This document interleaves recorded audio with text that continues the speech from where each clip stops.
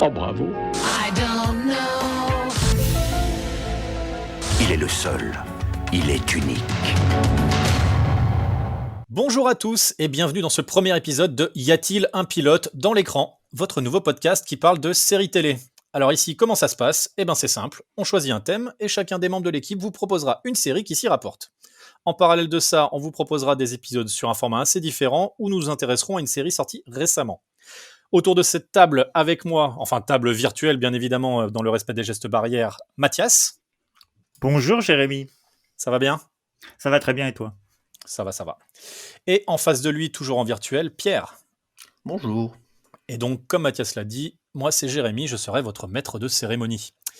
Le thème du jour pour ce premier épisode, on a décidé de s'intéresser aux séries qu'on a jugées méconnues du grand public.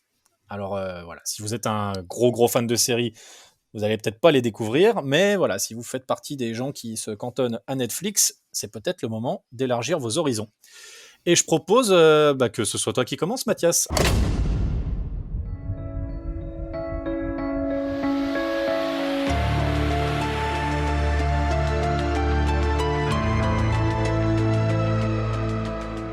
Alors, qu'est-ce que tu as choisi ? Alors moi, Jérémy, j'ai choisi de vous emmener en Norvège avec une série qui s'intitule Elfjord. Littéralement donc le fjord de l'enfer. La Norvège, c'est un pays qui aime beaucoup les séries. Certaines arrivent jusqu'à nous. Peut-être les plus férus de séries connaissent des séries comme Occupied, comme Lilyhammer ou encore qu'est-ce qu'on a d'autre, l'Inspecteur Wallander. C'est des séries qui ont été en général achetées par Arte et diffusée. La série Elfjord dont je veux vous parler n'a pas été diffusée en France. C'est une série qui n'a pas été achetée. Moi, j'en ai entendu parler parce que donc c'est une série qui est sortie en 2012. Ça fait quelques années. Moi, j'en ai entendu parler par le biais d'une copine qui bossait à l'époque chez Canal+, et Canal+ était intéressé par ce format-là, par cette série. Et finalement, ils n'ont pas acheté les droits. Et on va peut-être, en parlant comme ça ensemble, tous les trois, peut-être qu'on va comprendre pourquoi ils n'ont pas acheté les droits de cette série et pourquoi est-ce que cette série n'est pas arrivée jusqu'à nous, en France. Donc, de quoi ça parle ? Vous allez me dire, écoutez, c'est très simple. C'est l'histoire d'un policier qui commet une faute grave, lourde, voire. C'est un policier, c'est vraiment, là, on est dans du policier bas de gamme. On est vraiment dans le bas de l'échelle. C'est un mec qui est là pour surveiller, en fait, la population lors une fête qui est l'équivalent du 14 juillet, mais en Norvège. Donc, on peut imaginer, il y a de la famille, les enfants sont là, les parents sont là, il y a de la glace, il y a du feu d'artifice, enfin, tout va bien. Et là, notre policier, lui, est un policier monté, très bien monté, dans le sens où c'est un policier à cheval, vous l'aurez compris. Et le cheval a un souci, il trébuche sur un trottoir. Et donc, notre policier sort son petit manuel de policier pour vérifier quelle est la procédure dans ce cas-là. Et peut-être vous n'êtes pas au courant, mais quand un cheval se blesse, en général, surtout quand il s'agit des pattes, il faut le tuer, il faut l'achever.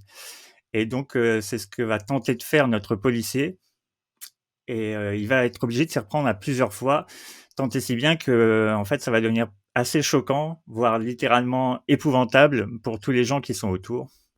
Donc, je ne sais pas comment vous avez vécu cette scène, Pierre et Jérémy. Est-ce que vous êtes des amoureux des animaux ? Alors moi, personnellement, j'ai énormément rigolé. Parce que bon, c'est vrai que si tu rentres dans le détail Alors, de la scène... On va essayer de pas trop spoiler pour c'est laisser le pilote.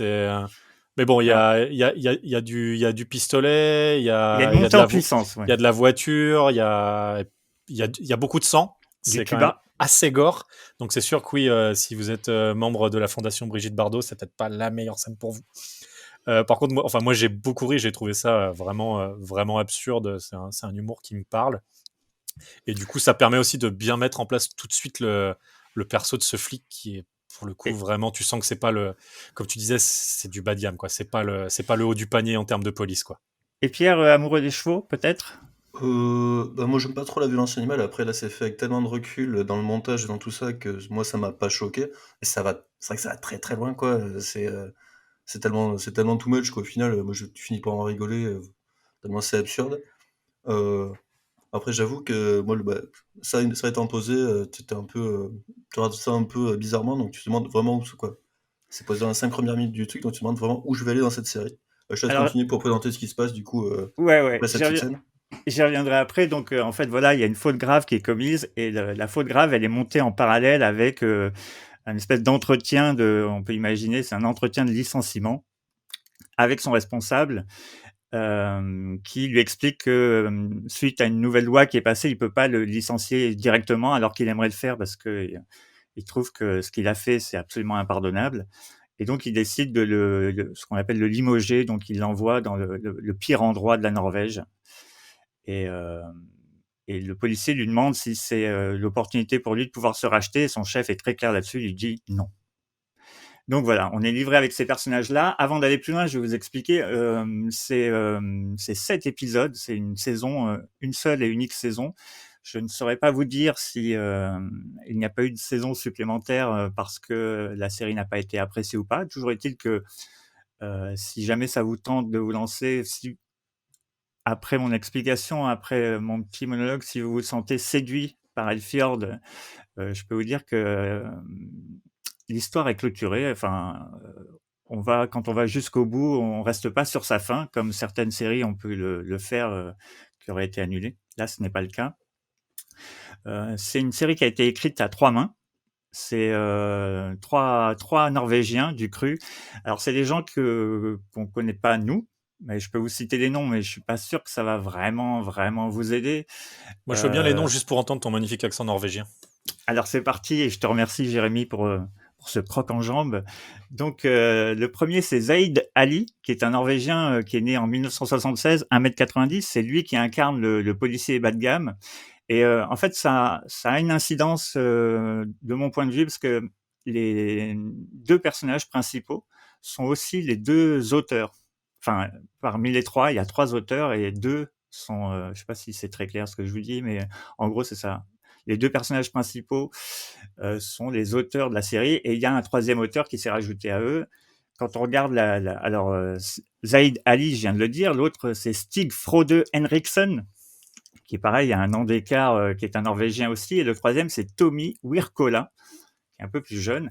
Et quand on regarde ce qu'ils ont fait, en fait, on voit qu'ils ont beaucoup travaillé ensemble, et je trouve que dans la série, ça se sent parce qu'il y a une vraie complicité. Il y a quelque chose que seuls les travaux de groupe arrivent à produire, c'est-à-dire que il n'y a pas ce besoin de vouloir prouver quelque chose. On sent qu'il y a quelque chose, il y a un besoin d'écrire et de s'amuser entre eux, et que ils n'ont pas peur d'être jugés en fait. C'est vraiment pour moi ce qui ressort et qu'on voit directement dans le pilote, c'est-à-dire qu'on sent que on passe directement dans le vif du sujet. Il n'y a pas ils cherchent pas à emballer les choses.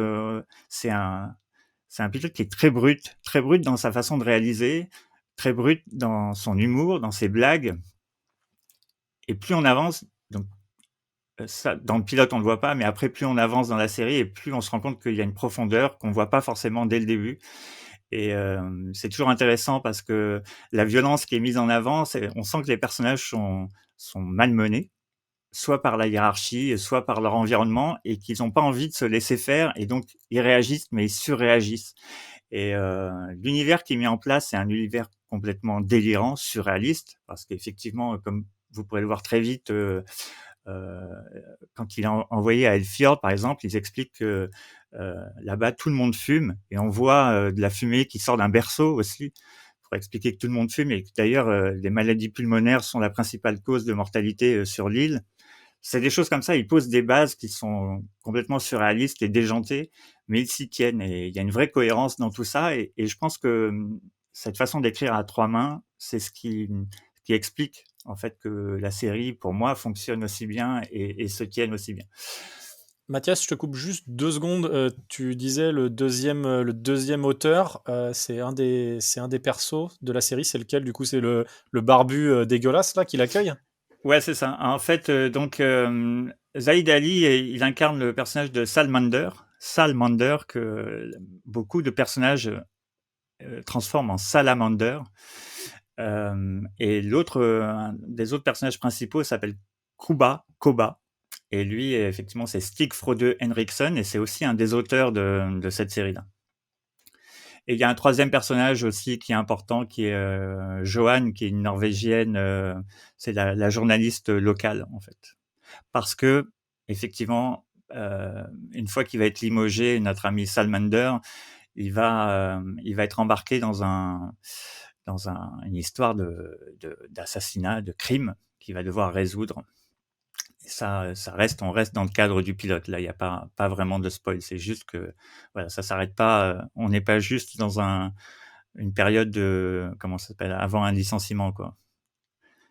On est dans une vraie enquête. Est-ce que ça répond à ta question, Jérémy? Ça répond tout à fait à ma question. Du coup, moi, je me permets parce que... Alors, moi, j'ai vu que le pilote, du coup. Comme je dis, j'ai beaucoup rigolé sur l'intro. Après, ça m'a tout de suite fait penser à Hot Fuzz de Edgar Wright. Je trouve que c'est un peu un anti-Hot Fuzz, où du coup, dans Hot Fuzz, c'est un flic ultra fort qui du coup met à l'amende tous les flics de Londres et qui du coup est saqué en étant envoyé dans la ville la plus pourrie du nord de l'Angleterre, où il va devoir, malgré tout, il va continuer à être un super flic dans cette petite ville. Là, du coup, on a juste un flic qui est super mauvais et qui est saqué et envoyé dans la ville la plus pourrie de Norvège, où, après, j'ai pas vu vraiment la suite, mais j'imagine que il va quand même devoir devenir, malgré lui, un bon flic. Parce que c'est vrai que tu l'as pas dit, mais il est shérif, non, de la ville, c'est ça? Ouais, il est shérif, mais la ville estime qu'elle n'a pas besoin de shérif, en fait. Sauf Il me que semble lui, que il est obligé d'être là. son Comment, pote Pierre? son ami qui l'accueille est un shérif aussi. Il fait partie des forces de l'ordre. Ils sont dans une discussion là-dessus. Il dit, Oui. nous faisons partie de la police.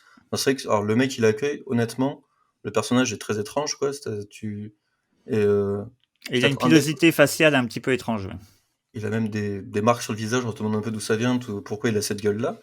Et moi, je t'avoue, c'est un des premiers trucs, c'est que je trouve que au-delà de la première scène qui est très bien tenue en termes de montage, tout ça, qui est très drôle, l'arrivée la présentation du village et l'arrivée dans cette petite ville qui est un peu chelou, comme tu dis, parce que tout le monde fume, il y a toute l'économie est basée sur un truc où ils font du poisson, tout Ouais, le monde c'est ça. bosse là-bas.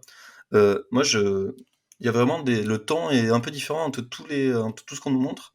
Et le personnage qui l'accueille, là, qui est du coup le co-auteur, euh, il est à la fois bizarre, à la fois, c'est pas trop, il a l'air un peu méchant, mais en même temps, il est un peu, tu sais pas trop c'est quoi. C'est vraiment très écrit vraiment bizarrement, je trouve. Et on n'arrive pas trop à se situer en fait. Moi, c'est un des problèmes que j'ai dans le pilote, c'est le temps qui est donné est un peu dans tous les sens et ça hésite un peu. J'ai l'impression à plusieurs pistes. Alors peut-être que la suite de la série répond, mais le pilote, en tout cas, s'il Alors, commence très bien, pour moi, j'ai vite été perdu dans les intentions des mecs en fait. je comprends tout à fait et je pense que c'est une des raisons pour lesquelles cette série n'est jamais arrivée jusqu'en France. Elle n'a jamais été diffusée par aucune chaîne en France. C'est parce que, comme tu dis, c'est très déstabilisant. Après, moi, je trouve ça très cohérent dans le sens où il pose des bases qui sont comme n'importe qui écrit un univers a le droit de définir les règles qui régissent cet univers-là. Et dès le début, quand il arrive dans cette petite ville de Elfjord qui est paumée, justement, les auteurs édictent des règles en disant, bah voilà, ici tout le monde fume, et on comprend bien que ces règles sont complètement bêtes, que ça n'a pas de cohérence, c'est pas viable, mais elles sont là. Et comme toute création, en fait, comme ça peut être pour les super-héros, quand on dit Superman vole, tu peux dire bah c'est complètement con, personne vole comme ça. Bah là c'est pareil, sauf que c'est avec des éléments qui sont absurdes, mais ils vont s'y tenir. Et je pense que ouais, Pierre, tu voulais rajouter? En fait, ce que j'ai envie de dire, c'est ça, je suis bien d'accord. L'univers de la série, il est posé dans le début, mais là, je trouve vraiment qu'ils hésitent entre plusieurs pistes en fait. Soit c'est un comique complètement loufoque, si tu veux, où t'as des situations, on va pas tout non plus te raconter l'épisode, mais tu fais des situations qui sont plutôt faites pour faire rire, j'ai l'impression.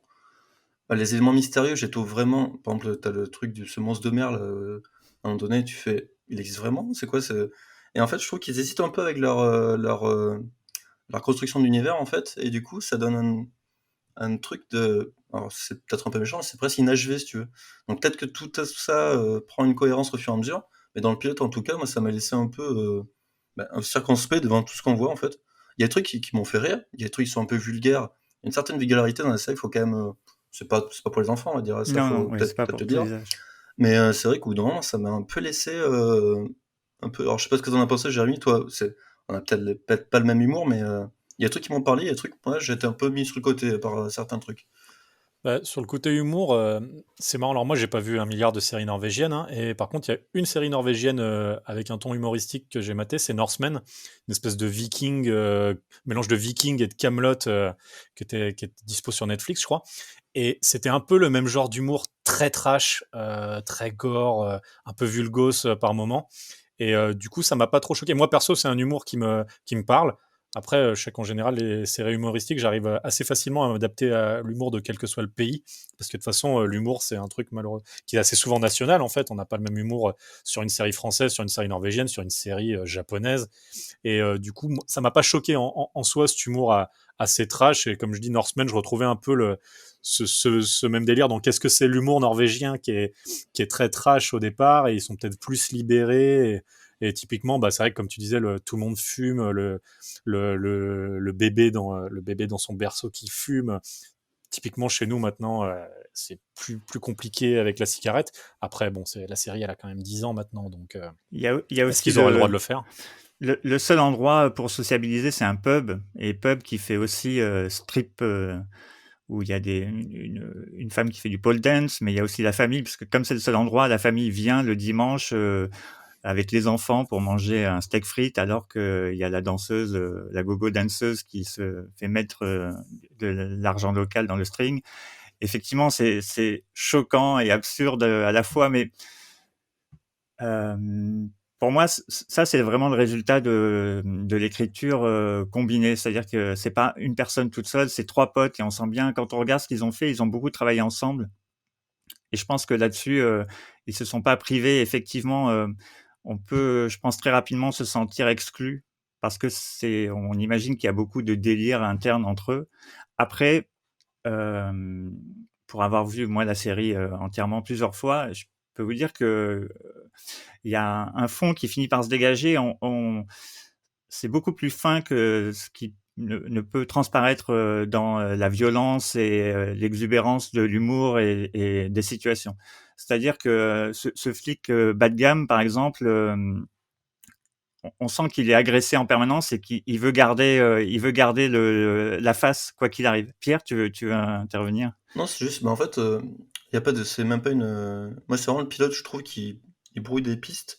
Mais c'est en fait, même s'ils ont des délires entre eux, ça je peux comprendre. C'est quand tu fais une écriture comme ça combinée, bah, même si tout est cohérent, toi, je trouve que l'écriture, par exemple, de son comparse, là, le barbu un peu dégueu, la situation qu'ils ont dans leur baraque, là, parce qu'en fait, il arrive et il loge chez l'habitant, quoi.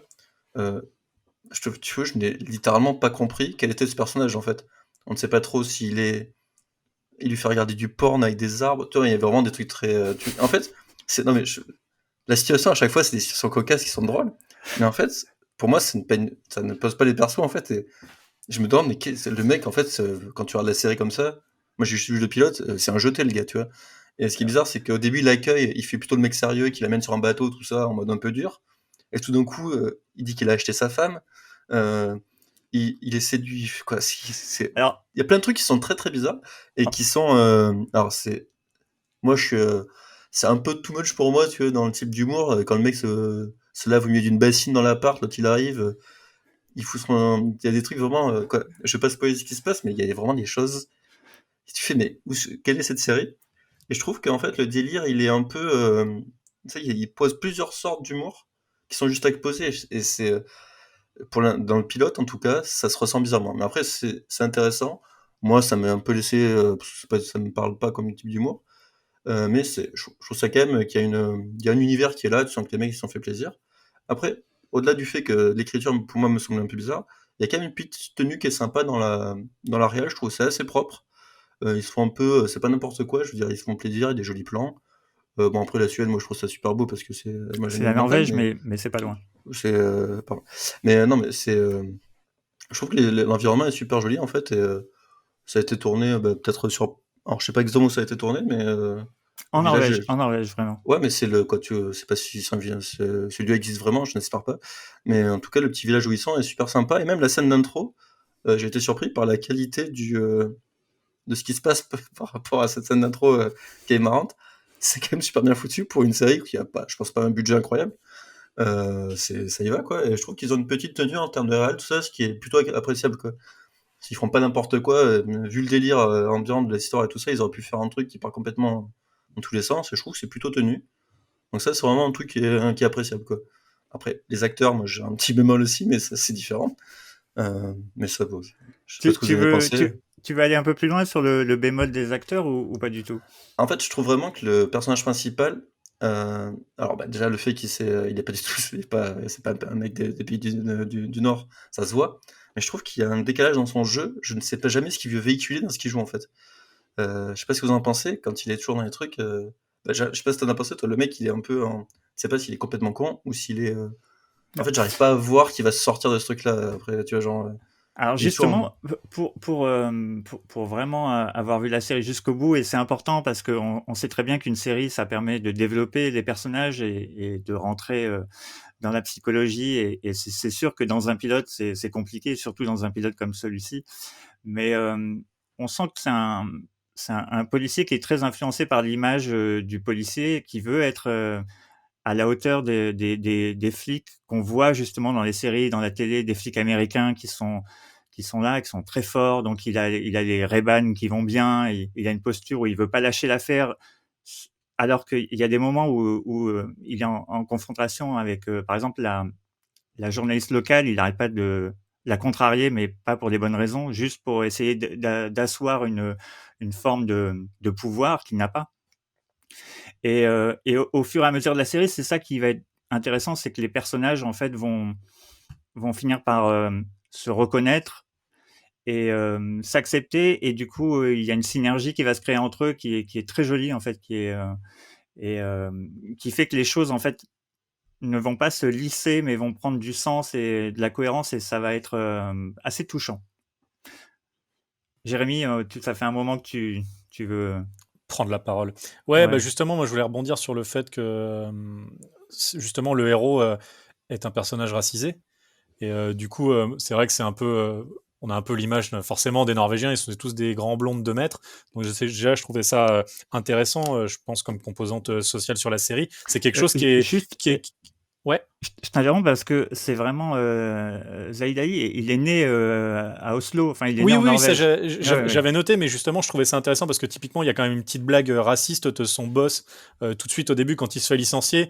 Il fait enfin bon, plus ou moins en gros on vous a accepté dans le pays et on vous a donné un travail. Et honnêtement, on attend mieux d'un immigré que ce que vous proposez. C'est un peu la blague raciste de son boss. Et du coup, je me demandais si justement cet aspect-là du personnage, surtout qu'en plus, voilà, il arrive dans une ville où on a un peu plus c'est paumé en général, plus les gens ont tendance à être un peu racistes. Est-ce que c'est du coup quelque chose qui va être mis en avant un peu plus loin dans la série, ou c'est juste cette vanne au début et on joue pas vraiment sur cet aspect-là du héros? Non, on joue pas sur cet aspect-là du héros, mais on joue beaucoup plus sur les stéréotypes, sur justement le fait que beaucoup se cachent derrière une image ou essayent de répondre à une image qu'on attend d'eux. Et ça, c'est vraiment le postulat de départ. Et on voit dans l'évolution des personnages le fait qu'ils arrivent à baisser la garde parce qu'ils arrivent à se reconnaître entre personnes qui estiment, enfin en tout cas qui veulent plutôt le bien commun, et ceux qui... Enfin, entre les bons et les méchants, quoi, pour faire simple. Puis, je pense aussi il y a peut-être des petits codes inhérents à la culture norvégienne qu'on n'a peut-être pas, comme Pierre, tu disais tout à l'heure, le barbu ultra chelou, là, donc sa femme, il l'a acheté. Donc, si je dis... Alors, il l'a pas acheté, en fait, c'est une femme qu'il a rencontrée sur Internet. Ouais. Mais elle est suédoise, c'est ça? Elle est suédoise, et alors c'est drôle parce que lui, il est franchement dégueulasse, elle est plutôt mignonne, et lui, il la trouve dégueulasse. Et il y a une ambiguïté sexuelle entre ce nouveau flic qui débarque et ce personnage-là qui est assez drôle, parce que concrètement, il lui montre des signes d'intérêt alors qu'il a sa suédoise qui est magnifique, et donc il a l'air plus intéressé par le flic de base. Et la scène de la baignoire par les pierres est assez troublante pour ça, parce que justement il y a une ambiguïté qui n'est pas levée et qui est tout le temps, qui flotte. Et moi, j'adore ce genre de scène parce que je trouve que ça justement, ça met en péril la condition d'homme, de mâle dominant. Et cette fragilité-là, elle est super intéressante parce que le policier Salmander, lui, joue sur cette image de virilité. Il a envie de véhiculer ça. Et il se heurte à Kuba, qui est donc son référent sur place, qui est dégueulasse et qui lui va sur des eaux un peu plus obscures par rapport à cette virilité. C'est marrant quand tu arrives à trouver une profondeur dans des trucs qui m'ont moins paru, des espèces de blagues de potes, tu vois, genre, vas-y, est-ce que tu as un peu du porc dansant, vas-y. Et en fait, moi, je trouvais ça. Alors, la profondeur, je ne l'ai pas vu du tout, honnêtement. J'ai juste vu des mecs qui sentaient qu'ils sont entre eux et qui se marrent, en fait. Et honnêtement, tu peux entrer dans leur délire ou pas. Dans le pilote, j'arrive pas à voir autre chose que ça, c'est-à-dire un truc où t'as un mec qui est juste un gros chelou qui vit dans le nord, dans ce village de vieillards. Le village aussi, ils sont tous plus de 60 ans, je crois, un truc comme ça, quoi. Ouais. Donc, en fait, tous les postulats, tu fais ok, donc vas-y, pourquoi pas. Mais c'est vrai que c'est un peu. Tout est posé comme ça, et alors, j'imagine qu'il y a une enquête de fond qui va se créer tout ça, mais dans le pilote, c'est un peu dur à voir. Et alors, moi, j'ai une question pour toi qui m'intéresse par rapport à la série. Moi, j'ai vu que le pilote aussi, comme Jérém. Est-ce que ça se passe toujours à cet endroit-là? Ils arrivent à tenir toute la série dans cet endroit de ce petit village, ou il y a des retours à Oslo, quoi, à la capitale?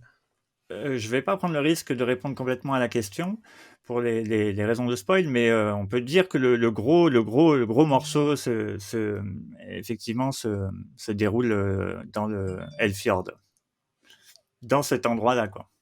Ok. Ok, je pense qu'on va conclure rapidement sur ta série. Donc, moi j'ai rigolé. Je pense que de toute façon, il y a 7 épisodes. C'est quoi? C'est même pas 30 minutes les épisodes. Ouais, c'est ça. Je pense que je la terminerai parce que maintenant que tu m'as prêté le DVD, j'ai envie au moins de savoir la fin de l'histoire. Et puis voilà, c'est pas 3 heures qui vont Non, en plus, taper trop dans mon planning. En gros, c'est 210 minutes, c'est 7 épisodes, c'est par tranche d'une demi-heure, ça va très très vite. Et par rapport à ce qu'on a pu dire, c'est vrai sur le côté profondeur et tout ça, c'est ce qui m'a vraiment plu par rapport à Elfjord, et pourquoi j'avais envie de parler de cette série et pourquoi j'avais envie de la recommander, c'est que justement, c'est une série qui comme ça, de prime abord, est vraiment bancale. Et c'est super rafraîchissant en fait, parce que ça donne l'impression qu'ils sont pas en train de vouloir donner des leçons de quoi que ce soit, de filmage, de montage, de réalisation, et c'est juste une espèce d'énorme farce qui fonctionne, de mon point de vue, très bien, qui est déjantée. Et quand on voit le flot de production qu'il y a aujourd'hui, où c'est à qui la proposition est tellement large que c'est à qui arrivera je sais pas, à se la raconter, machin. Et là, on n'est pas du tout dans ça. On est vraiment dans quelque chose juste de bête et méchant et plutôt drôle. Donc voilà. Ok, donc comme tu disais, ça n'a jamais été diffusé en France. Donc le seul moyen de le regarder, c'est le DVD norvégien en sous-titré allemand, c'est ça? Alors DVD Blu-ray, ouais, sous-titré allemand, sur les plateformes de commande en ligne, là, c'est pour 16 balles en gros.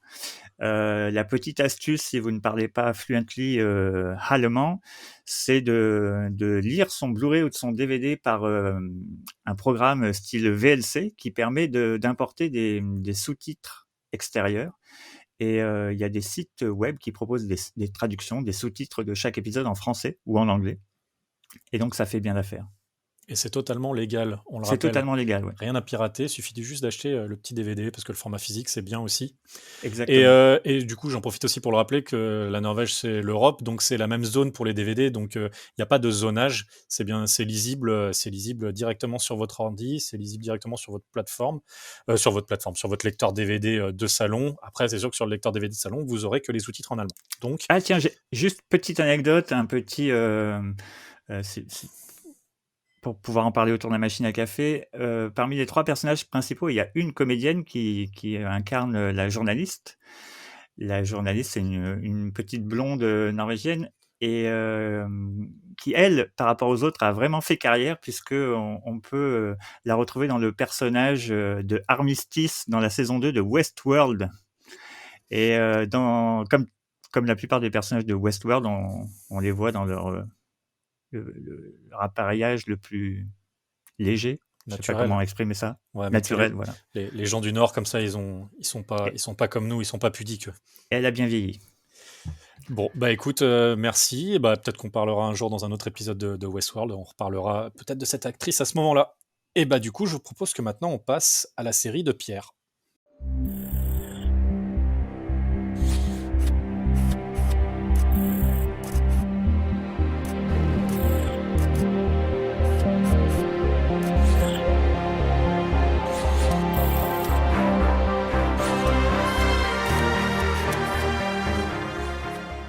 Alors, qu'est-ce que tu as choisi de beau, Pierre?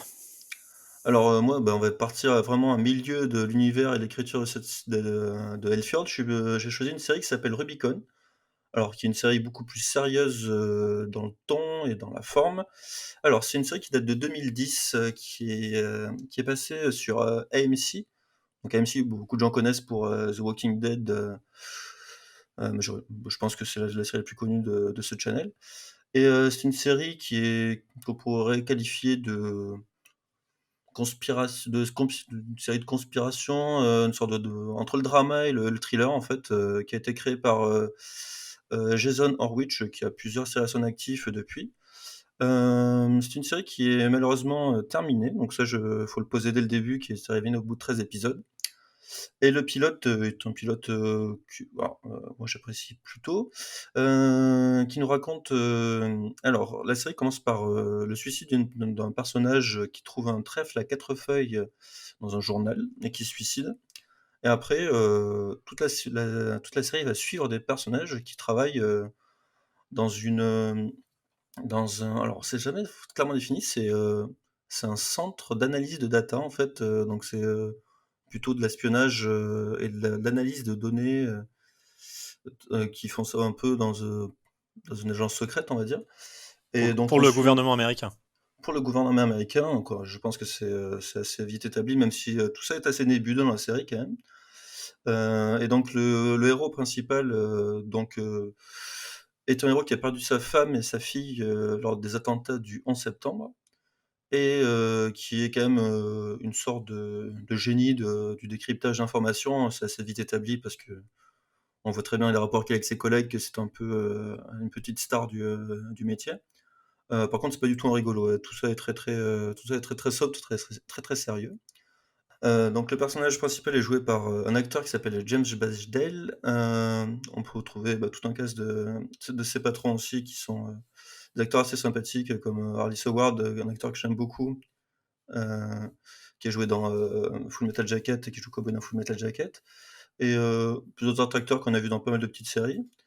Le personnage principal va découvrir, au milieu de ses enquêtes, il va découvrir un pattern dans les mots croisés des journaux, des grands journaux américains et il signale ça à un de ses boss et donc comme ça c'est dans le pilote, donc c'est pas du gros spoil, et en fait, ce patron-là, il va lui dire qu'il a trouvé un pattern, donc c'est des patterns, c'est des symboles qu'il voit et qui peuvent signifier qu'il y a des choses qui se jouent en sous-main dans des informations qui circulent et ce boss-là garde un peu l'impôt pour lui, il l'a fait remonter à sa hiérarchie et le lendemain matin, meurt dans un accident de train, plus ou moins, un accident de train qui a été provoqué, la scène est assez explicite là-dessus et du coup, toute la série va se jouer là-dessus, c'est-à-dire que, lui, le héros est au courant qu'il a plus ou moins, sacrifié son patron qui était aussi son beau-père dans la série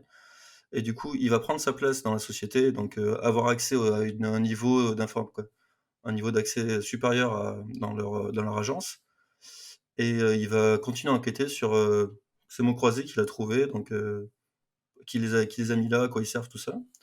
Et à côté de ça, la série, présente aussi une enquête un peu plus, large sur, le travail d'analyste, qu'est-ce que ça veut dire en fait? Et du coup, c'est des gens qui analysent qui vont chercher des analyses de photos, des analyses de trucs et qui vont, là se concentrer sur, beaucoup de problématiques du terrorisme, qui sont très, très axées sur, l'après post-septembre. Donc la série va s'axer sur ces 2 arcs principaux qui sont tous les 2 présentés au début. Donc l'enquête principale qui est une enquête de complot sur laquelle au début on ne sait pas grand-chose, par ces informations qui circulent dans les journaux et une enquête un peu plus large qui sera développée, au début on ne la voit pas trop, ces fameux briefings qu'ils ont et chacun, a des sortes de missions de recueillement d'informations à faire. Et on voit très bien que tous ces boss, ils sont un peu dans des cercles un peu obscurs. Ça s'est présenté dans le pilote aussi. C'est vrai que c'est vrai que l'agence, c'est assez crépusculaire ce qu'ils font, parce qu'au début, alors tu vois qu'ils bossent pour le gouvernement, mais ils sont en lien avec le Pentagone, ils sont en lien avec l'antiterrorisme, avec la CIA, ils bossent. Enfin ouais, c'est assez crépusculaire pour qui ils répondent. Même le big boss qui est tout en haut, genre il a son bureau au fond d'un couloir avec un agent de sécu à l'entrée et tout. Tu sais pas trop à qui il répond lui. Et c'est vrai que après tout comme tu disais, ouais, le perso, on voit vraiment que lui, c'est une tronche là-dedans. Et à un moment, il est devant un tableau. Là, son collègue lui demande quel est le lien. Ils ont trouvé des mots de ville et il dit qu'est-ce que tu vois là-dedans. Et il remonte à l'Empire romain. Il fait oui, parce qu'à l'époque, c'était 4 villes qui étaient reliées par des fleuves, machin. T'es là, bon, ok. Donc tu sens que le mec, il a un Oui, le QI mec qui est parle, plus élevé il que nous parle trois plusieurs réunis. langues, il parle le latin, le grec, il fait ouais, nos problèmes avec ça. Mais c'est Donc, marrant, moi, je dis souvent que ça me rappelle des trucs que j'ai déjà vus, mais j'ai découvert il y a pas longtemps le film Les 3 jours du Condor avec Robert Redford. Et il y a un peu ce délire-là où il bosse pareil pour un bureau c'est une d'analyste. des principales inspirations de la série. Ça m'étonne pas parce que c'est pareil, c'est Assumé comme tel. un bureau d'analyste pareil qui va chercher des codes planqués pour en gros que les différents services secrets du monde essayent de planquer pour se parler entre eux. Donc les 3 jours du Condor, c'est plus pendant la guerre froide, donc ils cherchent plus des choses en rapport avec la Russie. Et là, on est plus, comme tu dis, post 11 septembre, donc c'est vrai qu'il y a des références au Hezbollah ou des choses comme ça. Alors après, moi, pendant que j'ai la parole, je vais en profiter un peu pour dire ce que j'ai pensé. J'ai vu les 2 premiers épisodes du coup, parce que alors c'est vrai que pour le coup, c'est pas une série que tu binges, tu vas pas te regarder 8 épisodes d'affilée. Moi, ça me parle au départ, ce genre de série ou même de film, voilà, conspirationniste, où voilà, t'as un mec qui analyse des codes secrets, il y a plein de choses qui se passent en sous-main, une espèce de nébuleuse Illuminati qui contrôle à moitié les États-Unis dans l'ombre. Ça, c'est des choses qui me parlent. Après, je trouve pour moi, il y a un gros problème de rythme. Vraiment, je trouve que ce soit sérieux, lent, ça va, mais là, c'est vraiment trop lent. Où il y a déjà, tu reçois beaucoup d'infos et tu sais pas trop quoi en faire. Comme tu dis, je pense qu'il manque une vraie contextualisation de pour qui ils bossent et ce qu'ils font. Alors après, peut-être que ça devient un peu plus clair sur la suite, mais vraiment, je trouve que c'est assez nébuleux sur le début, très très lent. Les persos, c'est vraiment qui va donner le moins d'émotion à son personnage. Vraiment, il y en a pas. Enfin, tu sens qu'ils ont tous des. Enfin, déjà, t'as pas l'impression qu'ils aiment leur boulot en soi. À part le héros où tu sens que voilà, en fait, lui, il est là parce qu'il a perdu sa femme et sa gamine pendant les attentats des Twin Towers. Les autres, t'as notamment celui qui est jaloux de lui parce qu'il voulait récupérer le poste et finalement il l'a pas. Donc lui, il dit clairement, moi, j'étais à une rencontre parents-prof et j'ai pas le droit de dire que je bosse ici, donc tout le monde pense que je suis un chômeur. Donc en gros, je déteste ma vie, je déteste mon taf. T'as la stagiaire qui est traitée comme de la merde par ce même personnage où en gros, le mec est jamais content des donuts qu'il a au petit déjeuner. Ouais, voilà, donc pour faire court sans aller vraiment trop dans le détail, moi j'ai trouvé ça très très très très mou. Et je vois qu'il y a plein de bonnes idées, je vois vers quoi ça va, mais ça manque un peu de dynamisme. Et surtout, ouais, un autre truc que je voulais dire, en fait, la série, elle date de quoi, 2010? 2010, ouais. Ah ouais, 2010, ouais, c'est une série 2010. elle fait 10 ans de plus, quoi. Franchement, ça fait vraiment télé du début des années 2000, quoi. Ouais, ça c'est vrai. En fait, avant de te laisser la parole, Mathias, c'est vrai qu'il y a un petit problème dans la série, il faut le signaler. C'est qu'elle a été. En fait, le créateur s'est barré suite à des petits divergences avec la chaîne. Et du coup, ça a été repris par un autre gars qui avait une vision différente de la série. Et du coup, je pense qu'il y a le conglomérat de ce qu'il voulait faire, qui est le truc sur le complot plus global. Et l'autre showrunner qui a repris la suite après, qui s'appelle Henri Bromel, mais bon, c'est bon, je ne connais pas. Lui, il voulait se concentrer sur le think tank et les enquêtes internes. Et du coup, ça a fait un petit truc qui peut sortir vite fait. On sent que c'est un peu le bazar dès le pilote, hein. Je sais pas ce que tu en as pensé, Mathias. Écoute, moi, ce que dit Jérémy par rapport au rythme, je l'ai senti, mais ça m'a pas gêné parce que je trouve que à cette époque-là, 2010, on est vraiment dans le découpage de 45 minutes. Donc, on est aussi dans un format où, comment dire, à cette époque-là, on n'hésitait pas vraiment à prendre le temps de poser les choses. Aujourd'hui, on a mangé tellement de séries qu'on a plus l'habitude de suivre plusieurs lignes narratives en même temps. On n'est pas choqué par ça. Et je pense que, vu la complexité quand même de l'univers, parce que moi, je n'ai vu que le pilote. Et c'est vrai que je trouve qu'il y a quand même beaucoup d'informations où tu comprends pas qui est qui et tu as du mal à te poser toi et à prendre parti. Et c'est une des choses qui m'a plu, moi, dans ce pilote-là, justement, c'est d'être un peu perdu et de faire confiance à la police de mon pays, c'est-à-dire de dire, bah, je suis perdu, c'est normal, on va voir où ça nous emmène. Et j'aime bien ce sentiment d'être un peu ballotté à droite, à gauche, et sans trop savoir où on va. Euh, D'autant que le personnage principal, il a un petit côté entre guillemets super-héros, mais blessé. C'est un peu une sorte de Dr House du complot, et où on sent qu'il en a vraiment beaucoup sous le pied. Et du coup, on a envie de le voir à l'œuvre, on a envie de le voir se dépatouiller de cette espèce d'imbroglio incroyable dans lequel il est plongé. Et on sent bien que les fêlures qu'il a par rapport à sa famille vont évidemment obscurcir son regard, qu'il est en lutte permanente vis-à-vis de ça. Et psychologiquement, je trouve ça assez intéressant, vraiment. Après, peut-être justement, c'est un peu... mais c'est vraiment histoire de dire quelque chose d'un peu négatif. C'est peut-être... Il est trop bon par rapport à ça, trop bon par rapport à ce que disait Jérémy. Il a une façon de décrypter tout d'un coup une comparaison entre plusieurs villes qui sort vraiment de nulle part, où tu dis, bah, comme pouvait le faire le Dr House sur certains diagnostics, où tu disais, bon, ok, c'est super bien écrit, mais on y croit moyen. Et voilà quoi. À part ce petit bémol, moi, ça m'a donné envie, en tout cas, de continuer. Et encore une fois, j'ai vu que le pilote, et de savoir ce qui se cache derrière Bah, tout ça. honnêtement, je trouve. Alors, moi, le pilote, je l'apprécie, je l'ai vu plusieurs fois d'ailleurs. Euh, je trouve assez. En fait, je trouve la construction autour du complot et tout ça, elle est plutôt subtile et plutôt. En fait, il y a une espèce de refus. Alors, je ne sais pas si c'est dû à un manque de budget ou si c'est juste de l'écriture, mais il y a un refus du grandiloquent qui est plutôt sympathique. C'est-à-dire, il se refuse à en faire des tonnes, tout ça. C'est amené par petites touches, tout ça. Mais par exemple, il y a quoi, il y a deux, trois rencontres qui sont plutôt bien écrites, je trouve. Euh, Après, c'est vrai que concrètement, la série, elle est, bon, il y a vraiment un léger problème d'écriture qui se ressent sur le pilote, peut-être pas trop, mais sur toute la série, il y a vraiment un souci là-dessus. Euh, mais en fait, moi, ce qui me plaît là-dedans, ouais, c'est vraiment alors c'est à la fois une qualité et un défaut pour moi de la série. Il y a un refus de compromis par rapport à ce qu'on va raconter, c'est-à-dire c'est assez frontal par rapport au thème abordé. C'est des trucs d'analyse de data, tout ça. Attends, ça peut être un peu chiant. Et au final, c'est bien de l'aborder, mais je sais que ça devient quand même chiant au fur et à mesure dans la série, parce qu'on n'arrive jamais complètement à rentrer dedans. Je trouve au final le complot qui est exposé, alors, honnêtement, dans le pilote, on ne comprend rien.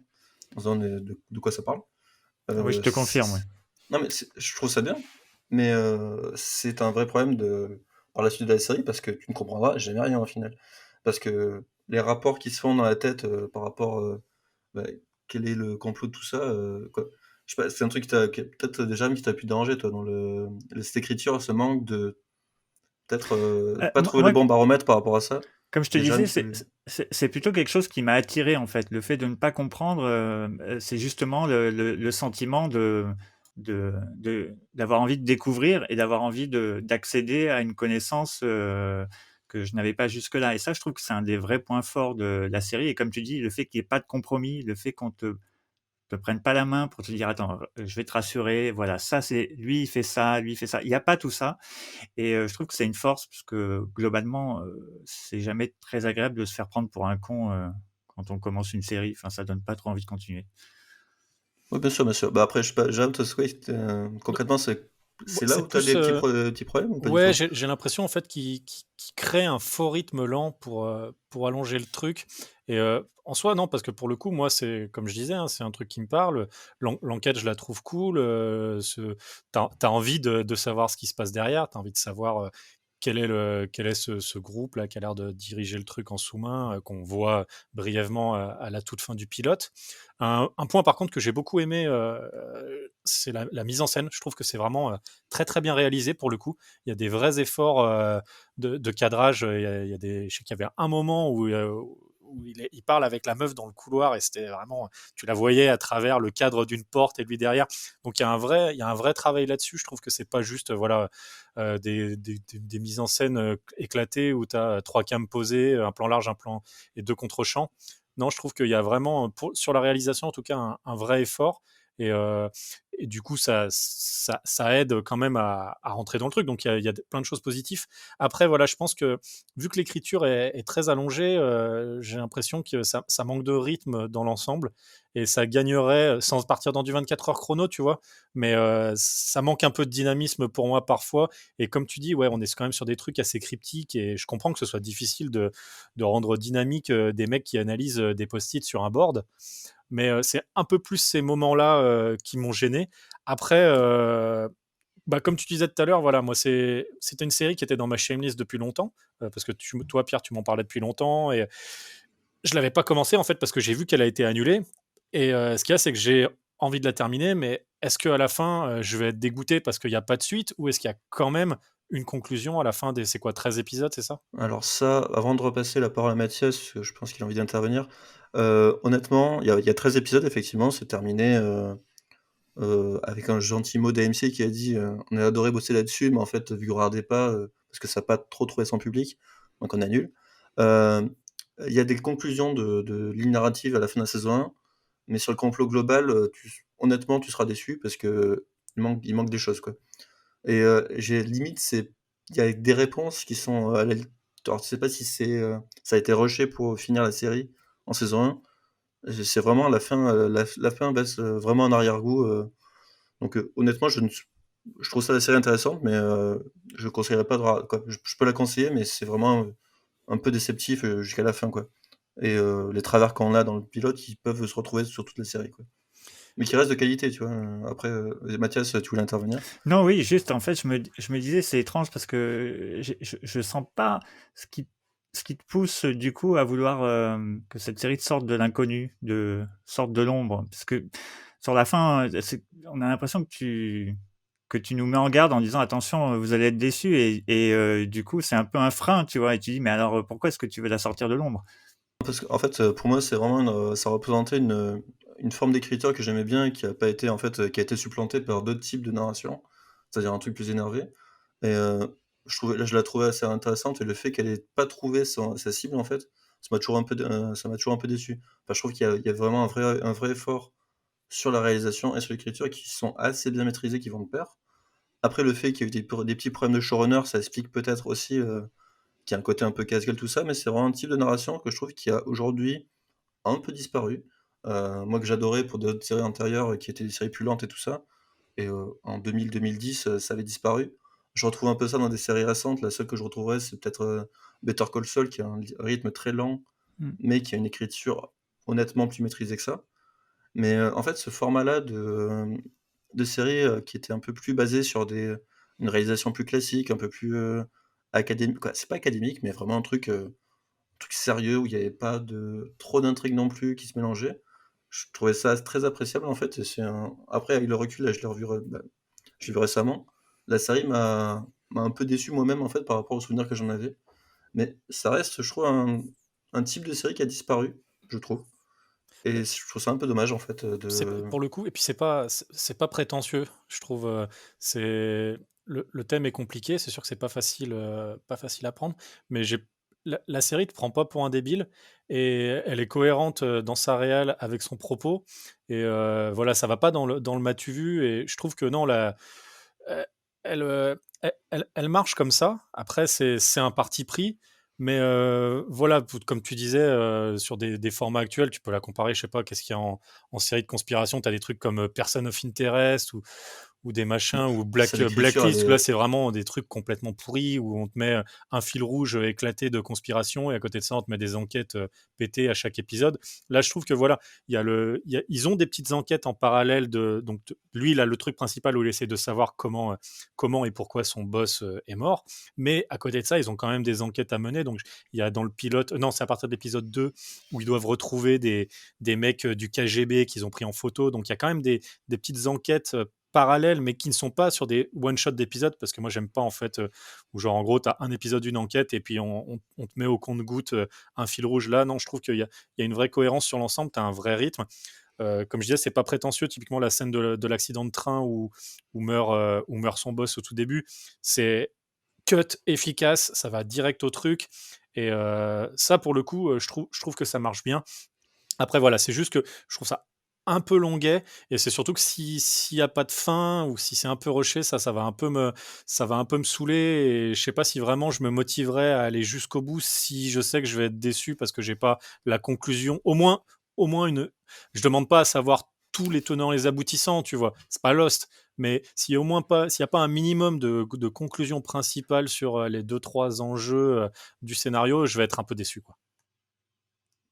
Moi, vraiment, le truc qui me permettrait de continuer, enfin, qui me donnerait envie de continuer, c'est de savoir si on comprend ce que fait cette agence, qui est cette agence. Parce que, par exemple, moi, je suis en retard, là, je rattrape le Bureau des légendes, et il y a ce côté-là, complot, espion et tout, qui est passionnant, et qui pourrait y avoir dans Rubicon, mais du coup, j'ai du mal à comprendre comment est-ce que cette agence se place dans comment dire, dans la géographie du renseignement, en fait, tu vois, par rapport au gouvernement, CIA, FBI. Est-ce qu'on a des réponses à ça? Est-ce qu'on comprend un peu? Non, pas vraiment, non. Pas Non, vraiment. honnêtement, Ok. pas vraiment. T'as toujours des. En fait, ils mènent à bien certaines enquêtes d'espionnage lointain, c'est-à-dire des trucs qui se passent au Moyen-Orient, tout ça. L'enquête principale, la conspiration principale, elle prend des tournures vraiment de films d'espionnage au bout d'un moment dans la série. C'est-à-dire avec le mec il se sent surveillé, on sait pas trop. C'est toujours. Ça, c'est un truc que j'avais bien aimé dans la série, c'est une sens du petit détail qui déclenche tout un truc dans la tête du mec, qui sont jamais genre il se fait suivre ou il se fait tabasser. Non, c'est toujours ça. Après, pour avoir vu toute la série, il se passe des choses, ça devient un peu gros. Mais c'est pas vraiment dans cette écriture-là, c'est plutôt ce qui se passe autour de ça, c'est-à-dire le développement du personnage principal est un peu étrange, un peu. En fait, ça mélange des choses qui sont très subtiles et très faites avec beaucoup d'intelligence, avec de temps en temps une ou deux grosses ficelles narratives. J'en dirai pas plus, là, c'est vraiment dans la saison que ça se passe, qui sont un peu surprenantes limite, mais je sais pas, c'est vraiment. En fait, bon, il y a que 13 épisodes, donc au final, ça se regarde assez vite. Après, c'est. Je sais pas, il y a vraiment pas de conclusion satisfaisante, je pense. Donc, tu jamais une vision et des réponses complètes sur tout ce qui est raconté, quoi. Ok. Il y a des choses qui se terminent, mais je pense qu'ils ont pas eu le temps de tout terminer et ça peut mettre un petit frein. Après, c'est une série qui est assez facilement visible parce qu'elle est Ouais, sur voilà, c'est ce Amazon que j'allais te Prime. demander. Du coup, si on veut regarder, du coup, ça se passe où? Alors, il y a une série elle est sortie sur Prime, donc c'est tous les gens qui ont un compte peuvent regarder Amazon ça. Prime Video. Exactement. Et il y a des DVD. Alors, j'ai essayé de retrouver d'où sortent ces DVD. Donc, il y a un DVD et un Blu-ray apparemment qui sont sortis, qu'on peut commander, mais je t'avoue que j'ai beaucoup du mal à trouver l'éditeur. Mais les supports physiques existent. Mais ils ont l'air d'être soit en rupture du stock, soit en occasion. Ok. Donc, À vous, c'est toi qui les as tous récupérés. Ils sont chez T'as toi, acheté dans tout un le carton. stock. bah, je sais pas, oui, pourquoi pas. Moi, j'ai pas le DVD, j'ai rien de tout ça. Bah déjà, il y a Prime Video, donc il y a quand même, c'est quand même une grosse plateforme française maintenant, donc il y a quand même un bon moyen pour la regarder. Bon bah Ouais. voilà, je pense que tout le monde a un avis assez tranché sur celle-là pour le coup. Voilà, bah, je Euh, propose qu'on passe à un truc beaucoup plus léger et peut-être un peu moins subtil. on va Quoique, partir quoique, dans, il y a une ouais, petite c'est à toi subtilité. de. On Ouais, va c'est à partir toi. dans la franche rigolade.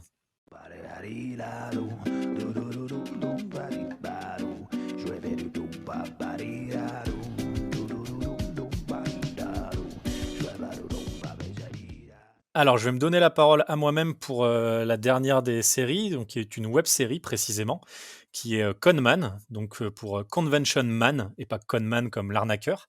Donc, c'est une série créée par Alan Tudyk. Donc, Alan Tudyk, c'est un acteur que vous connaissez sûrement dans les séries télé principalement avec Firefly, parce qu'il jouait le pilote du Serenity, donc le vaisseau de l'équipage de Firefly, et qui a joué dans beaucoup de second rôles, qui fait énormément de doublage également. Il a doublé pratiquement tous les derniers films Disney. Il est dans Les Mondes de Ralph, il est dans La Reine des Neiges, Big Hero 6, Zootopia. Il faisait le robot dans Rogue One. Il a joué le perroquet dans le magnifique Aladdin de Guy Ritchie. Magnifique dit avec beaucoup d'ironie. Donc voilà, c'est un acteur que moi j'aime beaucoup, qui me fait beaucoup rire. Donc là, Conman sur cette série, donc c'est l'acteur principal, c'est le créateur. Il est réalisateur de plus des 3/4 des épisodes de la série. Donc sachant qu'il y a 25 épisodes total, donc ça, c'est beaucoup d'épisodes. Pour juste présenter un peu la production de la série, donc en fait, l'idée, lui est venue parce qu'en fait, il faisait beaucoup, donc pour le principe des conventions science-fiction, en fait, aux États-Unis, voilà, ils ont des conventions, un peu comme la Comic-Con, ou en France, on a Japan Expo, toutes ces choses-là. Donc il y a les conventions science-fiction où, en gros, des acteurs de séries télé sont invités et les gens payent pour avoir une signature ou une photo avec leur acteur. Et donc c'est un peu le point de rencontre de plein d'acteurs de la SF avec leurs fans. Et donc Alan Tudyk, après Firefly, donc Firefly qui a été annulé au bout d'une saison, s'est retrouvé à découvrir un peu cet univers des conventions SF aux États-Unis, et il s'est dit que ça ferait une très bonne idée de série télé.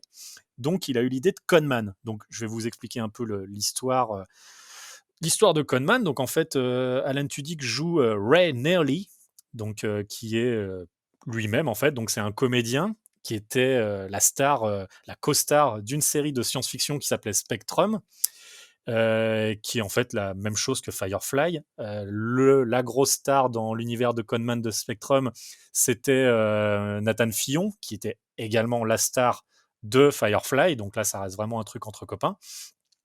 Et donc cette fameuse série Spectrum est annulée, pareil, au bout d'une saison. Et voilà. Donc Alan Tudyk, donc Ray Nearly, galère après ça à trouver des rôles. On lui propose que des seconds rôles dans des séries de science-fiction. Et pour arrondir les fins de mois, il se retrouve obligé à faire la tournée de toutes les conventions SF. Et voilà, donc on a un peu tout l'envers du décor de ces conventions. Et c'est aussi l'occasion pour lui déjà de ramener tous ses potes, parce que alors en nombre de caméos, c'est juste la fête du slip. Rien que dans le pilote, on a Sam Gamgee, donc Sean Astin, qui est là. On a Casper Van Dien, le héros de Starship Troopers. On a même un mini caméo caché de Will Wheaton, le fameux enfant star de Star Trek. Je crois que c'est New Generation, je crois, enfin une des séries Star Trek. Que les gens qui adorent Big Bang Theory connaissent très bien. Exactement, typiquement, moi je le connaissais, je l'ai découvert dans Big Bang parce que j'ai jamais regardé vraiment Star Trek. Pareil. Du coup, Alan Tudyk, il voulait pas passer par les canaux habituels de télévision pour financer cette série. En fait, ce qu'il avait envie, c'était qu'elle soit financée un peu par les fans et par les gens qui vont dans les conventions. Et du coup, il a lancé un financement participatif sur la plateforme Indiegogo, qui est l'équivalent de Ulule aux États-Unis.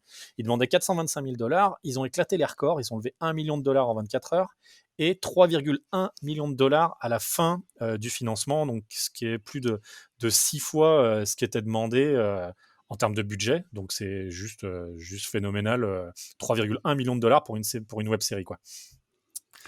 Dis-moi, Jérémy, je me permets de Ouais. t'interrompre parce que j'ai comme une interrogation. Une plateforme qui s'appelle Indiegogo et qui demande de l'argent à des gens pour une série potentiellement qui risque de se moquer de ces mêmes personnes-là. Est-ce que c'est pas d'une ironie crasse totale? Non, pas du tout. Alors après, je sais pas ce que vraiment est la traduction de Indiegogo en anglais. Je pense pas qu'ils aient le côté gogo comme nous en français.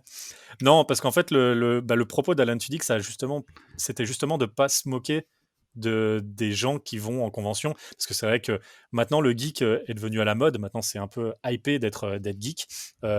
Pour le coup, les gens qui vont en convention science-fiction, pendant très longtemps, ça a été l'aspect négatif du geek.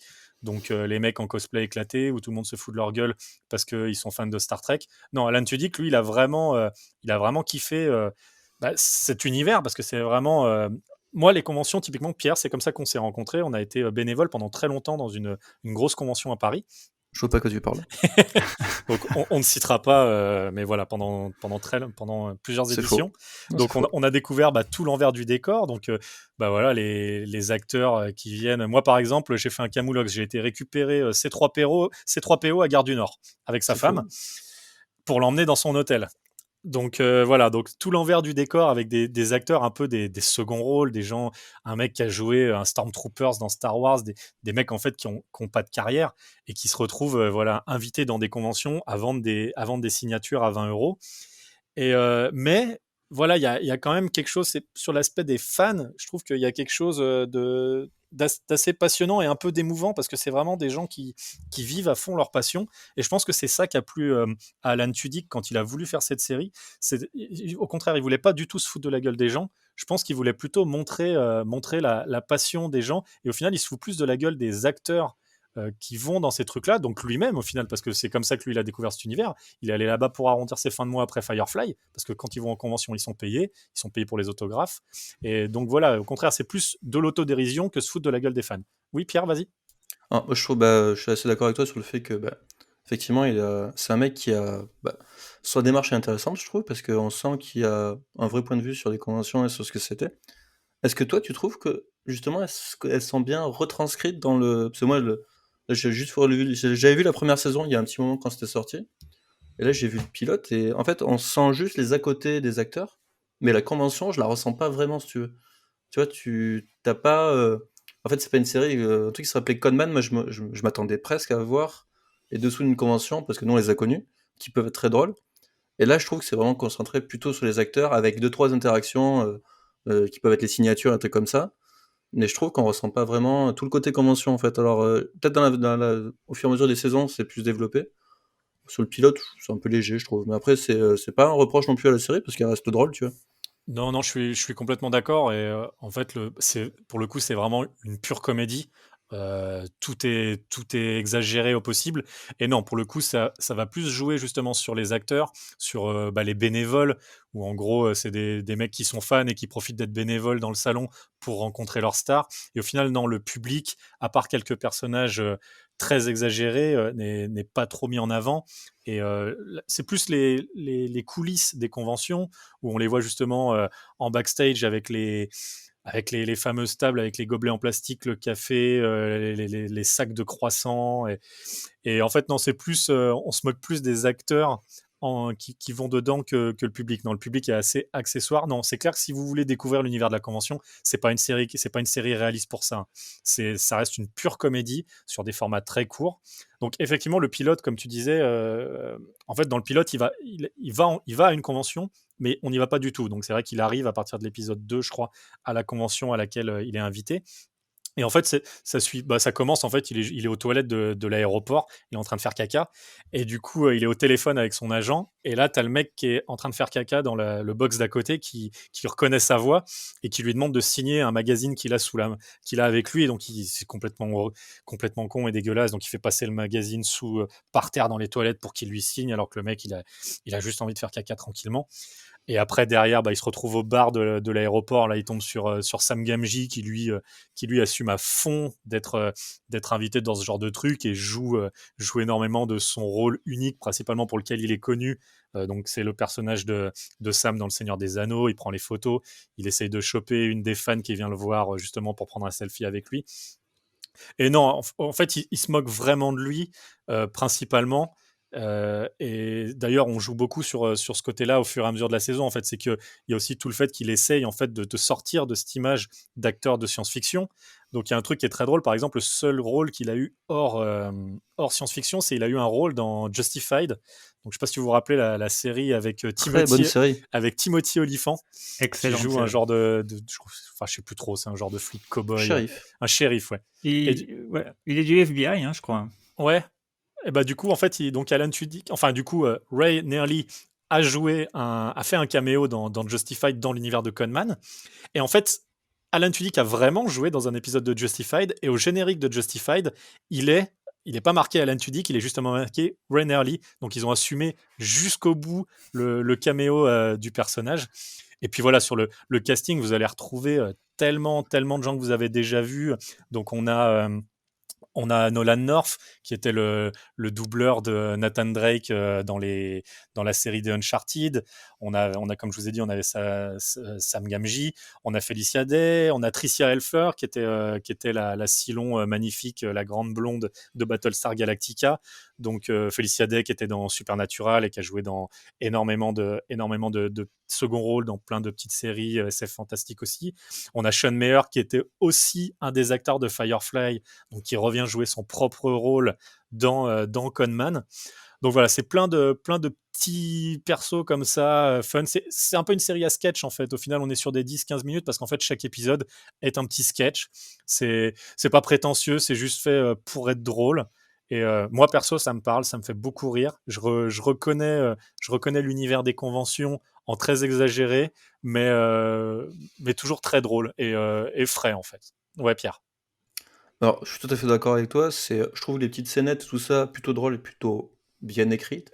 On sent que le mec raconte des choses qu'il a plus ou moins vécues en se foutant un peu de sa gueule. Et je pense que ce qui est sympathique, c'est que tous les acteurs qui sont là sont d'accord pour passer un peu pour quoi, une version un peu comique d'eux-mêmes. Et ça, je trouve ça cool.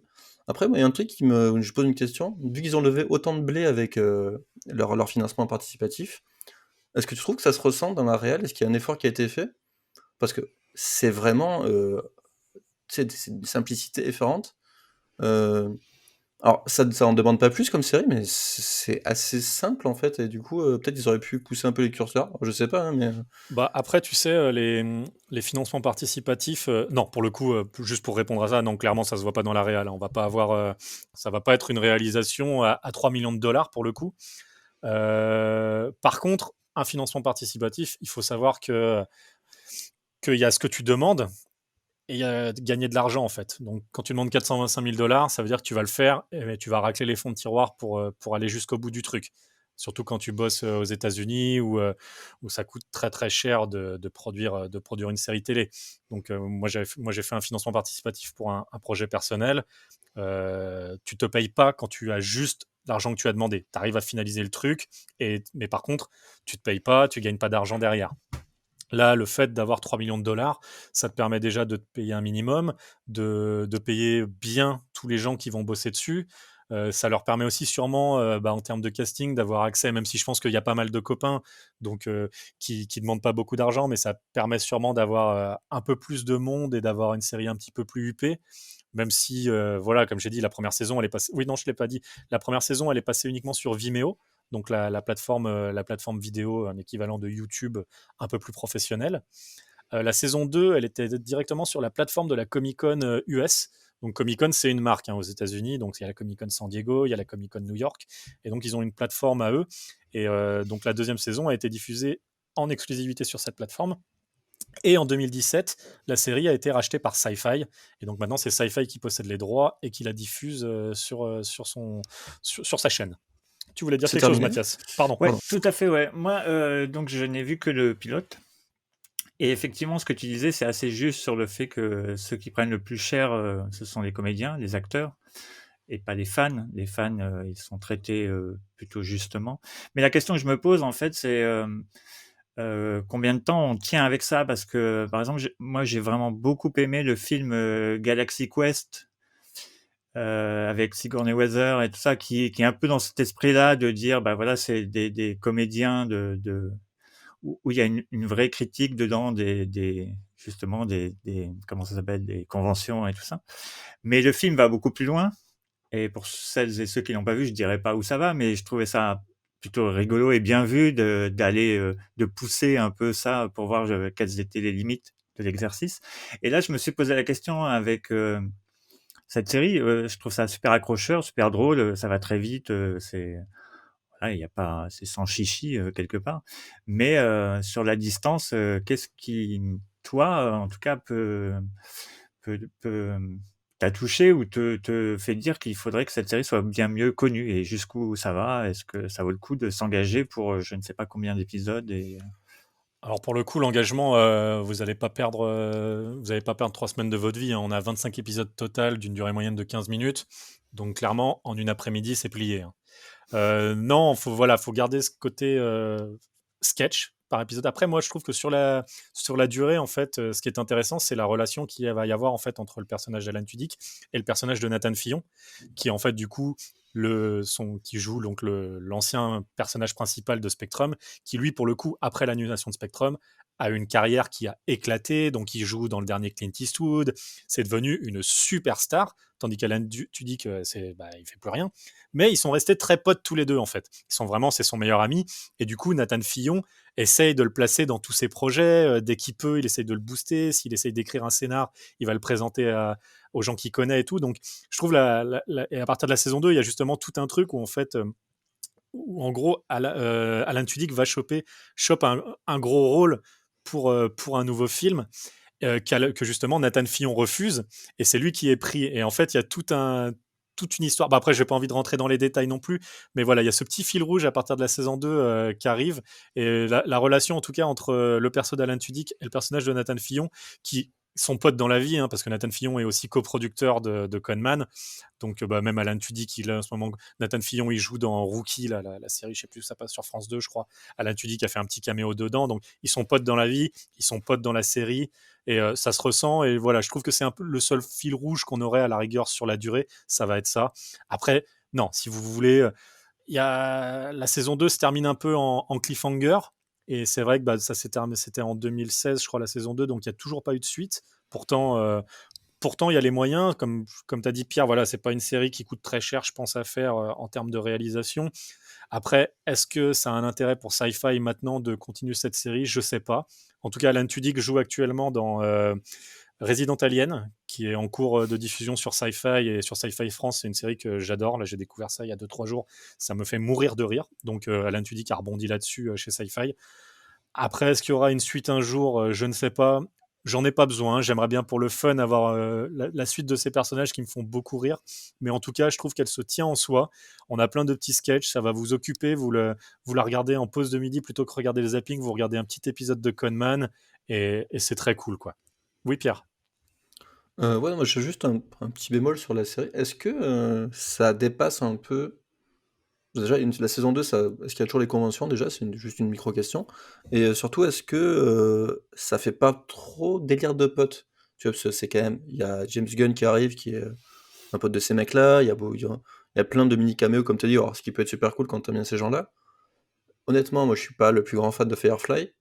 Je m'en fous complètement du casting, même s'ils sont tous très sympathiques. Voir un délire entre ces mecs-là et un peu leur. Tu sais, on est à borderline truc un peu égocentrique, même si ça fait beaucoup d'humour et beaucoup de sympathie. Au bout d'un moment, 2 saisons sur ces petits travers de ça, je trouve ça un peu, peut-être un peu léger, tu vois? Donc, je trouve ça bien qu'il y ait eu 2 saisons, mais est-ce que la deuxième était nécessaire, tu vois? Et est-ce que, ils arrivent toujours à rester sur le concept du truc, qui est un truc pour les fans, tu vois? Genre, Ouais, bah ça pour le coup, c'est exactement ça. Ça, je suis complètement d'accord. C'est que c'est une série qui est pour les fans et pour les gens qui adorent les références. Donc se dire ah bah je le connais, lui c'est l'acteur qui jouait dans Buffy, il a joué un vampire pendant 3 minutes dans l'épisode 15. Donc il y a un côté vraiment très référentiel. C'est sûr que c'est orienté pour déjà les gens qui vont en convention, les fans de séries geek entre guillemets. J'aime pas trop le mot, mais voilà, où tu vas passer ton temps à dire ah lui je le connais de ça, je le connais de ça. C'est très référentiel. Donc comme tu dis, c'est une série de potes. Après oui, au bout d'un moment, ça va dans l'excès, c'est clair. Mais moi, ça me fait marrer. Je trouve pas ça prétentieux. Ça, c'est fait pour les fans. Tu sens qu'ils se font plaisir à faire leurs conneries. Et voilà, je trouve par exemple que la saison 2, elle était diffusée sur la plateforme directe de la Comic-Con. C'est que déjà, c'est révélateur de pour qui t'as fait ça en fait, hein. Ils ont été contents, je pense, que ce soit racheté par Sci-Fi, parce que je pense que c'était la seule chaîne où vraiment tu pouvais diffuser ça. D'ailleurs, ils ont remonté vite fait. Je crois ils diffusent les épisodes par deux. Donc en fait, ils ont fait des 30 minutes au lieu de les mettre par 15 minutes. Mais non, c'est sûr que c'est pas une série qui va révolutionner la télévision. C'est juste un petit moment de franche rigolade. Si vous aimez toutes les séries de SF, vous allez adorer regarder ce truc. Vous allez adorer voir des gens jouer leur propre rôle et se foutre d'eux-mêmes. Et voilà, ou même jouer des rôles qui ne sont pas les leurs. Typiquement, Tricia Helfer qui joue dans Battlestar Galactica, elle joue une espèce de comment dire ça poliment, un peu une perverse, on va dire, mais voilà, enfin, je trouve qu'il y a beaucoup d'ironie, mais pas de prétention. Et non, voilà, moi, ça me fait rire. Et je trouve que c'est une série qui mériterait d'être vue. Et je pense que le fait que justement il y ait beaucoup de référentiels, ça incite aussi peut-être à aller chercher qu'est-ce que les gens qu'on voit là-dedans ont fait d'autres. Et ça peut peut-être donner envie de découvrir d'autres séries de science-fiction. Typiquement, quelqu'un qui a jamais vu Firefly, voilà, moi c'est une série de SF que j'adore. Et après, il y a toute l'Arlésienne. D'ailleurs, Big Bang Theory, t'en parlais tout à l'heure, Mathias, mais toute l'Arlésienne du personnage de Sheldon qui fait partie de ceux qui sont outrés, que, comme tous les fans de SF, que Firefly ait été annulé au bout d'une saison. Donc voilà, je pense que ce stéréotype du fan-là, il pourra Il y avait quand même un s'identifier. film, hein, il y avait une série de merde et un film de merde, donc pardon, Alors, je suis pas excusez-moi. d'accord sur la série, mais je suis d'accord pour le film. Je trouve que le film est assez pourri. Oui, Ouais, le film Serenity de Joss Whedon. En même temps, Joss non, Whedon, il aurait dû rester à faire des séries télé. Il aurait pas dû commencer à faire du non, il avait fait cinéma. des films, et il avait fait un film Buffy qui était tout aussi mauvais. Oui, Bonne ouais, bonne lancation de sa carrière. il a fait un film Buffy avant la série avec Donald Sutherland, très bon acteur que j'adore. Voilà, c'est Tout le monde fait des erreurs, Jérémy. pour ceux qui aiment l'invasion des profanateurs de sépulture. Voilà, vous connaissez Donald Sutherland. Donc voilà, Conman, comme j'ai dit, ça va vous prendre 3 heures à voir la saison 1, même pas. Si, 3 heures, enfin 10 fois 15 minutes, j'ai la flemme de compter, mais c'est à peu près ça. Par contre, c'est vrai qu'elle est difficile à voir. Malheureusement, elle n'est plus visible en France. Donc c'est vrai que moi je l'avais vue sur Vimeo à l'époque de sa sortie. Malheureusement, comme ça a été racheté par Sci-Fi, c'est Sci-Fi qui la diffuse. Donc peut-être, si vous avez un VPN, vous pouvez la regarder sur le site de Sci-Fi.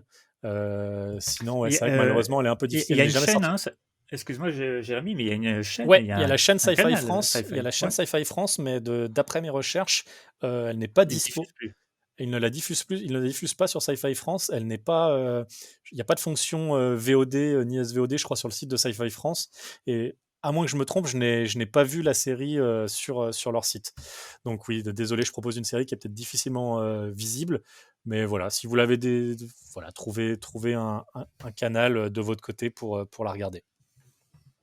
Donc vous, voilà, sinon, c'est vrai que je parle beaucoup, vous faites pas mal de J'ai une remarques, mais en vrai, micro-question, Jérém, ouais. des trucs c'est un peu de geek comme ça.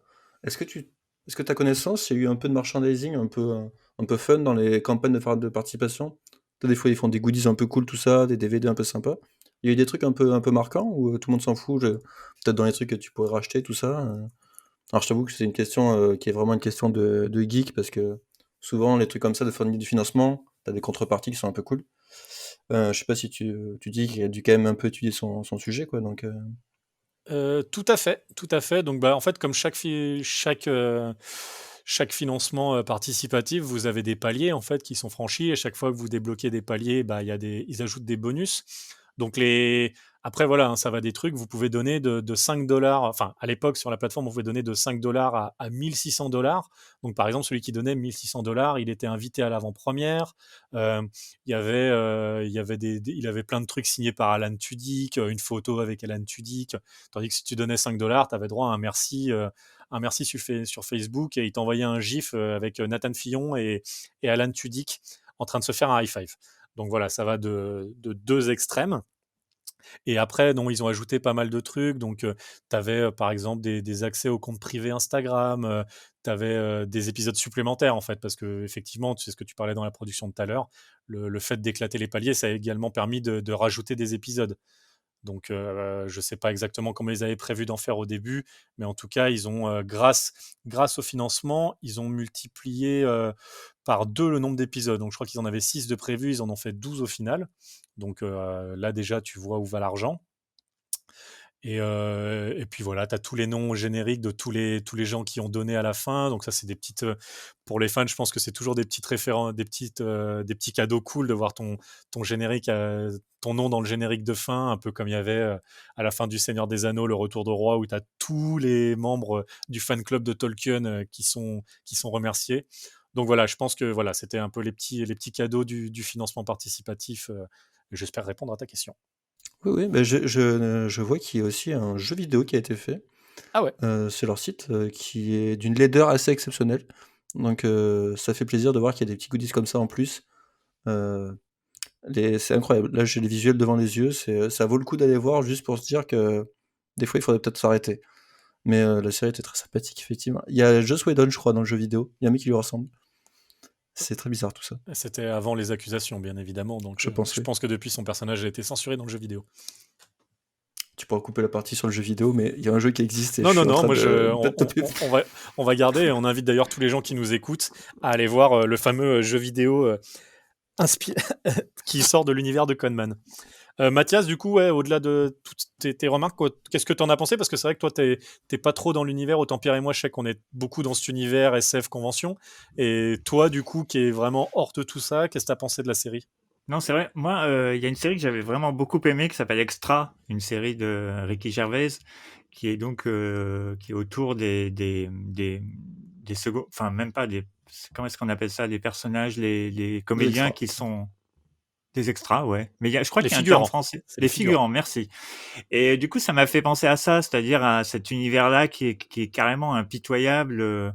C'est vrai que le cinéma a toujours eu le cinéma, les séries, les conventions. Il y a quelque chose qui est toujours assez de l'extérieur, en tout cas, comment dire, donne un côté très starification. C'est toujours chouette de voir l'arrière-plan de tout ça. Et là, c'est fait vraiment avec sincérité et il n'y a pas de,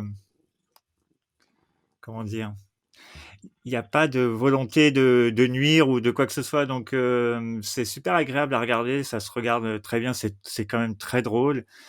Les personnages jouent bien. Et puis, comme tu dis, il y a ce côté, on aime bien repérer des gens qu'on a déjà vus. Ah, mais dans quelle série? Ah, mais truc. Enfin, ça marche, quoi. Et comme tu dis, c'est des formats qui sont très, très courts. 15 minutes, vraiment, ça va vite. Ça va très vite. Ah, c'est vrai que le parallèle avec Extra est très bon parce qu'il y a, Et il y a extra. beaucoup de. Est extra. Bah oui, c'est vrai que la vanne était facile. Je sais pas pourquoi je l'ai pas faite. Mais c'est vrai que Parce du qu'elle coup, était facile. Extra joue beaucoup aussi sur ce côté référentiel où tu as plein de petits caméos. Même lui, il se retrouve à jouer parce que tous les acteurs, on leur propose un rôle de monstre dans Doctor Who. Donc, il fait son petit caméo dans Doctor Who, Ricky Gervais à un moment avec David Tennant et Billy Piper. Donc, c'est vrai que c'est deux séries qu'on pourrait comparer, même si du coup, l'humour n'est pas du tout le même. Entre l'humour anglais de Ricky Gervais et l'humour américain d'Alan Tudyk, c'est clair que c'est pas du tout la même tonalité. Pierre a l'air Oui, de on n'écrit s'exciter de son côté pas, parce que je sais que Pierre est on n'écrit un pas de gros la même fan qualité d'Extra. chez Tudyk. Je refaire l'écriture de Ricky Gervais qui est un peu plus acide, mais au final, c'est pas du tout le même postulat de base, je pense. Non, non, non, mais c'est vrai Mais, que tu peux quand même trouver des liens entre ah les oui, deux bien sûr, séries. ouais. Et puis même Là, pour je vous Alan, rejoins. Vas-y, pardon, vas-y. non, c'est vrai que juste Alan Tudyk, voilà, le fait qu'il, même pour lui, qu'il se retrouve, le fait qu'il soit réalisateur, ça doit sûrement aussi jouer sur le fait qu'il n'y ait pas une grosse ambition de mise en scène, parce que le mec est pas réel au départ, hein, il est acteur. Autant en termes d'auteur, moi je trouve que ça marche parce que c'est plutôt bien écrit, c'est drôle. Après, oui, c'est sûr que la réalisation, pas exceptionnelle, hein. C'est poser 3 cams dans des salles remplies de moquettes, dans des hôtels, et voilà quoi. Non, mais comme tu disais, moi qui suis beaucoup moins de la partie que vous sur tout le côté science-fiction, sur le côté convention, etc. C'est mon goût pour le cinéma, les séries télé qui fait que j'accroche beaucoup. Après, je pense que si on n'a pas d'affinité avec ce côté en coulisses, je pense qu'on peut rester un peu sur le carreau. Enfin, sauf si vraiment on est dénué de tout humour ou, enfin, à moins des, enfin bref, vous m'avez compris quoi. Je pense qu'il faut quand même s'intéresser un peu à ça, à ce côté en coulisses pour vraiment prendre du plaisir et enchaîner les épisodes. Mais c'est vrai que c'est vraiment annoncé comme tel. Je pense que, vu que ça a été produit par des fans, je pense au final que tu sais ce que tu regardes en fait. Donc, je pense que si t'as payé pour ça, t'es enchanté, je pense. Moi, un mec me demande de produire une série comme ça et je donne 5 $, je me retrouve avec ça. Bah, c'est super. Après, c'est vrai que c'est pas une série qui vise plus loin que ça. Et au final, bon, est-ce que c'est un mal? Je ne sais pas. Non, carrément. Et je disais ça par rapport aux personnes qui potentiellement pourront écouter le podcast sans avoir vraiment le background de tout ça et se dire tiens finalement ça peut être cool. Mais voilà, moi c'est juste les deux petites mentions que je mettrais en mode voilà, si vous êtes complètement hermétique à ce côté en coulisses, la façon dont les choses se font derrière, le paravent, n'y allez pas quoi. Non, c'est une petite série, moment de fraîcheur, à regarder par épisode de 15 minutes, vous passez un bon moment, vous rigolez, et puis voilà. Eh ben, les copains, je crois qu'on est à la fin, on a fait le tour. Donc, pour ceux qui nous écoutent, on vous a présenté donc 3 séries que nous, on considérait, assez méconnues, mais qui méritent, selon nous, d'être découvertes quand même. Donc, avec Mathias, on avait Elfjord, série norvégienne, policiéro-comique, si on peut dire. Avec Pierre, on avait Rubicon, donc série conspirationniste, tout simplement. Et moi, ma série, du coup, Conman, série comique dans l'univers des conventions de science-fiction. Bah écoutez, en tout cas, voilà, c'était notre premier épisode. On espère que vous nous pardonnerez. Voilà, on est en train de se mettre en place. C'est assez frais comme programme pour nous, donc on a encore des petits automatismes à prendre. Mais voilà, on espère revenir régulièrement sur ce format et vous proposer voilà, des nouveaux contenus. Pierre, Mathias, merci beaucoup. Merci à toi. J'espère que vous avez passé un bon moment pour ce premier enregistrement de ce tout premier épisode d'une très longue série à venir, j'espère. Oui. Oui. Et puis je vous dis à très bientôt pour l'épisode 2. Oui. Vous Avec serez présents ? plaisir, Jérémy. Super. Merci à tous de nous avoir écoutés et on vous dit à très bientôt pour un nouvel épisode de Y a-t-il un pilote dans l'écran ? Ciao. Merci. Salut, ciao.